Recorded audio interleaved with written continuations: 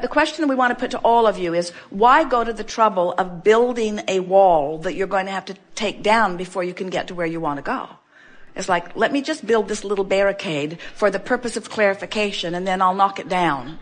So just be aware of how you're phrasing things, how you're focusing your thoughts into sentences is a big part of the way you construct differently than you mean to. So when you start a sentence out by, I have a hard time with, you're just deliberately building the trouble with that is, what I don't like about that is, the thing that bothers me most about this is, in other words, you have a bunch of those phrases that not just you, but everyone does. So let every sentence begin in the direction of where you hope to end up. The improvement I'm looking for is constructing a thought way that's different than the struggle I have with this is. You see what we're getting at? Usually the easiest way to release resistance on any subject is to take a hiatus from the subject. Because if you're having a hard time letting loose of it, it means it's specific. And the only reason it remains specific is because it's been getting quite a bit of recent traffic. Quite a bit of recent attention. So if you can do something about diffusing the attention by saying things like, well, I don't have to think about that now, and I'll just put that on the back burner. And I know I've got the new and improved version of that in my Vortex that's working its way out. And there isn't anything for me to do right now about that anyway. And when I take effort from the standpoint of the vibration that doesn't match it, it's just counterproductive anyway. So I think I'll just chill on this. Aren't those good statements? Later gator. Esther says later gator. Later gator, later gator. It's her way of saying, if I think about it now, I know I will be constructing thought paths that later I will have to undo. So I'm going to think about it later from inside the vortex. Or I'm not going to think about it. Right. Do you ever have people that they want to talk about it now? I want to talk about this and I want to talk about this now. Please don't make me. I want to talk about this and I want to talk about this now. And you just know, no good's going to come from it. It's just going to get bigger and badder and bigger and badder and bigger and badder. So the best mantra from this seminar is later gator. Every single time. Because a successful meditation is a stopping of thought. And a stopping of thought is a releasing of resistance. Have you been listening to this one yet? Here's the thing to watch for. Several of you are listening to this, yes? So let's have a discussion about that just for a moment. So it takes some attention to get your breath synced up with the music, yes? Right. And when you do you feel sort of successful? So in that process, there is absolutely, no matter what mind chatter is happening, no matter what, if you manage to get your breath synced up with the music, you have deactivated some thought. Maybe not all, but you have deactivated some resistance and you are less resistant than you were before, no matter what. So let's say that you are listening to the words, but let's say that you're not really hearing what they're saying. That's all right. That means you're in a diffused state. That means you're in a defocused state. That means you're in an allowing state. Now let's say that the word springs forward and you hear it. Suddenly you are really aware of the words that we are speaking while you are listening. That means you are either really on sync with the vibration or you are not. If the words come forward to you in a strong way, it means that you're focused. And if the words come forth and are pleasurable as you hear them, that means you've managed to release resistance. The vortex has trained your vibration and you're right on sync. So you're hearing those words in a more emphatic, deep way than you ever have before. You with us? And you've had that experience? So then, does your mind ever wander away from what you're hearing? When that happens, if you will be aware of how the thought feels, in other words, when your mind wanders, if it's pleasurable, then that means the vortex trained you to a higher frequency, and now law of attraction is gathering some thoughts that are on that frequency, and you've queued yourself up for the potential of a really good idea flowing into your experience. Do you ever find yourself just having to jump right out of the meditation because you want to go write something down? That's what happened. The meditation trained your vibration upward. You got in rhythm with what's in your vortex. And now what's in the vortex is revealing itself to you in the form of good ideas, you see. Jerry and Esther, as they first began listening to the recordings, they found their mind was quieted, and then they found that their mind was moving, which meant that they got onto the wavelength of their vortex right away, and now the vortex is feeding information to them. All of that is a very good thing. In other words, we're not trying to teach you to have a quieted mind. We're trying to teach you how to have no resistance. But the path for most people to no resistance is a quiet mind, because it's easier to teach you to have no thought than to have pure positive thought. So then they noticed that they were having a little mind chatter. And it happened to both of them on the same day, in the same moment. And when they came out of meditation, they said to each other, "Was your mind moving around?" And the other one said yes. And then they said, "We need to talk to Abraham." And we said, "You have achieved vibrational alignment with who you are, and now you're picking up on things that match that from inside your vortex." That is co-creation at its best. So then they noticed that when they listened to the general well-being meditation, right into the vortex, and it was blissful. When they listened to the financial one, right into the vortex, it was blissful. When they listened to the physical wellness, right into the vortex, and it was blissful. When they listened to the relationship,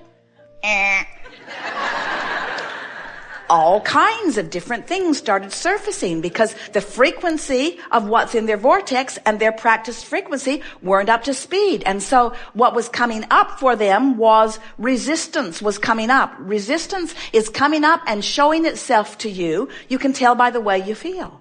So your work is to just sort of breathe it away. So are you getting the sense of what we've been talking about here in terms of more specific and negative, less specific and negative, really general and negative, really general and positive, more specific and positive? So that's what's going on. In other words, if you're really specific and negative, then anything that you can do to quiet your mind, which means maybe drop out of school, maybe go to the beach, maybe go get a massage, do anything you can to sort of break that attraction or those thought ways. But eventually you want to get hold of what's going on with the power of your own mind. You have the ability to bring yourself into alignment with who you are and then think really specific thoughts about it. So would you say that what we're encouraging you to do is not think? Never. Would you say that what we're saying to you is if you're in a negative place, don't think? Yes. If you're in a negative place, don't think, don't speak, don't call anyone, don't send an email. Don't build the thought ways. If you're in a negative place, you have one thing to do. Chill. You have one thing to do. Do anything that you can do to break the patterns of thought. And so meditation is the best thing that we know of, because it causes you to focus in a way that will release the resistance. If you're in a really good feeling place, do you think that's a good time to think? Yes. Why? Because you'll get a lot done? Or because it's pleasurable to think really specific thoughts when you're inside the vortex? You see what we're getting at? Yep. The whole thing is for your pleasure. Do you ever find a daydream that's pleasing to you? Oh, yeah. Do you ever find one that isn't? Isn't it clear that you want to focus yourself into the vortex, into alignment? And there are all kinds of benefits that come from it. But the thing that we want you, and we can feel you picking up on it more and more, we want you to acknowledge the existence of the vortex, the perfection of what's gathered there, and your singular intention regarding it. Your singular intention is to get in there and let it have its way with you. Get in there and let law of attraction reveal to you everything that you've incrementally put in there, you see. So when someone says, I need to know what I'm intending, I need to think about what I want, we say, you've already done that. It's already in there. Now that effort is counterproductive, because the more you try to think about what you think you want from your place of thinking that you don't have it, the more you introduce resistance to the whole thing and bog the whole thing down.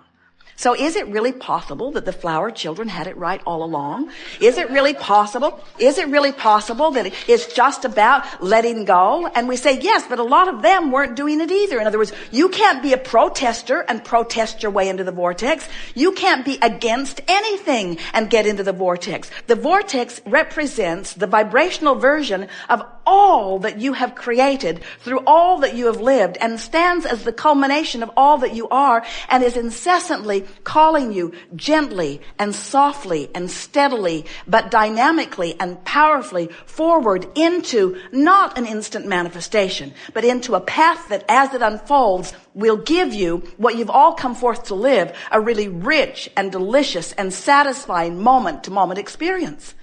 When you take the time to get into the vortex, and then you get out into traffic, then you get out into the flow of things, the universe dances with you.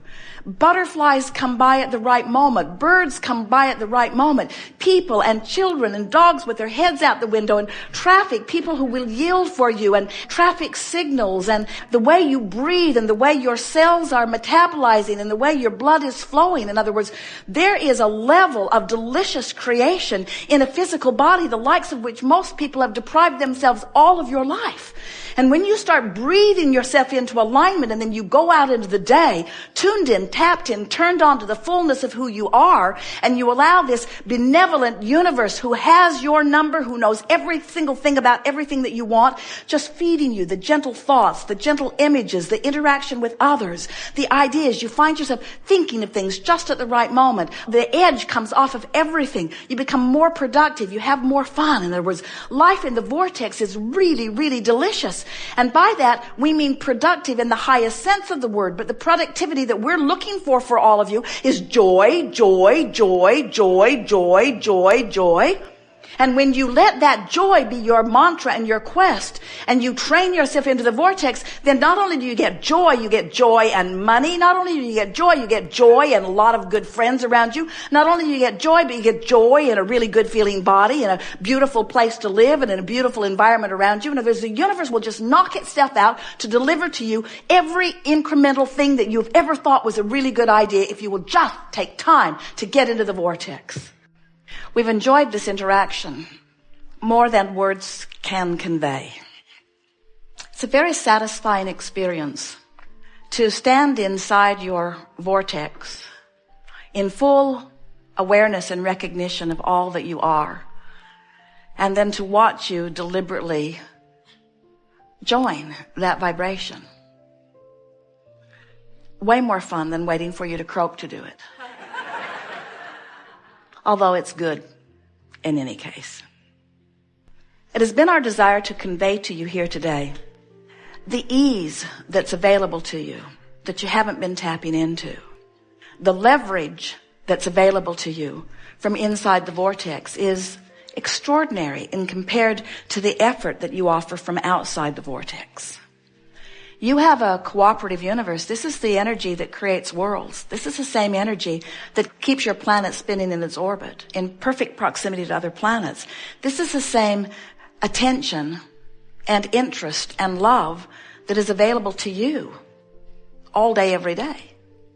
We know that we have conveyed with great persuasion the existence of the vortex, and we can feel your ownership of it. In other words, we know you get it intellectually.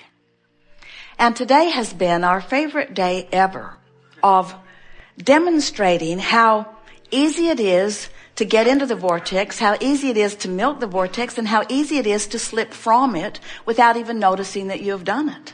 In other words, you will never again move in and out of your vortex without being aware that you're moving in and out of your vortex.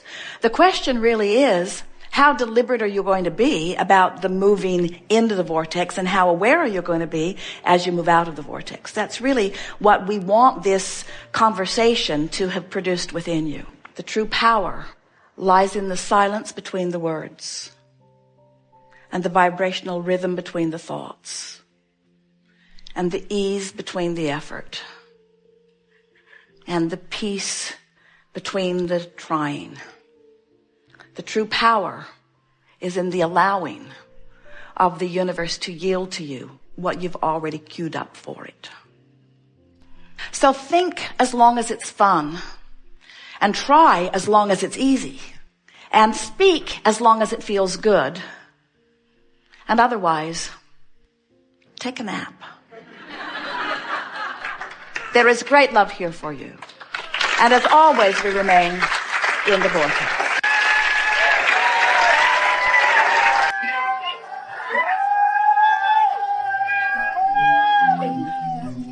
Bum, ba, bum, bum, bum, bum, bum. Yeah. Hey, hey, hey.